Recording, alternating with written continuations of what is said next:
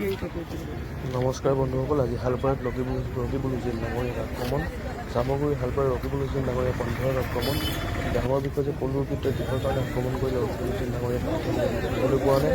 ৰকিবুল হুছেইন ডাঙৰীয়া গাড়ীখন আক্ৰমণ কৰিবলৈ নাপায়, অৱশেষত সাংবাদিকৰ গাড়ীখনকে সম্পূৰ্ণৰূপে ভাঙি পেলাইছে দুৰ্বৃত্তই। কিহৰ বাবে কিহৰ কাৰণে ভাঙিছে আমি নাজানো।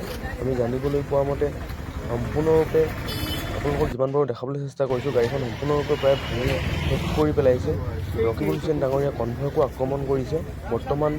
বৰ্তমান ঘটনাস্থলীত উপস্থিত হৈছে এই আৰক্ষীসকল। তেওঁলোকে পৰিস্থিতি কণ্ট্ৰলৰ নিমিত্তে আহি উপস্থিত হৈছে এই আৰক্ষীসকল।